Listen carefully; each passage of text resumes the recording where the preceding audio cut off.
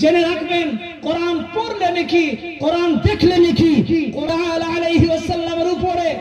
অবতীর্ণ হচ্ছে। এ কোরআনের ভোল্টেজ, এ কোরআনের কারিশমা, এ কোরআনের মিরাকেল শুনলে অবাক হয়ে যাবেন।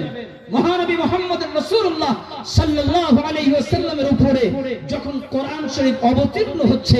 একটা আয়াত, দুটো আয়াত, চারটে আয়াত, 10টা আয়াত, কোন সময় মক্কায়, কোন সময় মদিনায়, কোন সময় একটা সূরা, কোন সময় দুটো সূরা, কোন সময় গারে হিরায়, কোন সময় পাহাড়ে, কোন সময় ঘরের ভিতরে, বিভিন্ন জায়গায় এই কোরআন যখন রাসূল করিম সাল্লাল্লাহু তাআলা আলাইহি ওয়াসাল্লামের উপরে অবতীর্ণ হচ্ছে,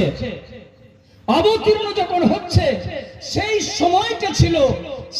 সময়টা ছিল আপনার, সেই সময়টা ছিল সাহিত্যিকের যুগ, কাব্যের যুগ। বড় বড় কবিয়াল, বড় বড় সাহিত্য